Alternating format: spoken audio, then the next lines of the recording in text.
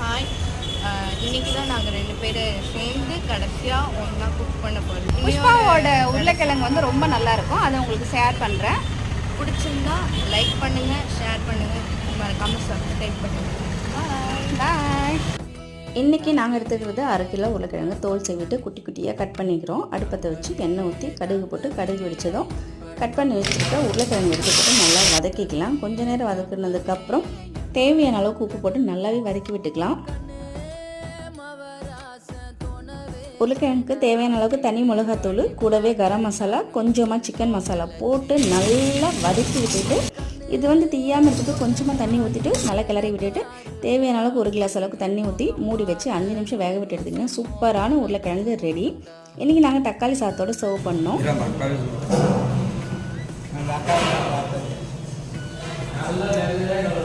சரியான காரம், ஆனால் சூப்பராக இருக்கும்.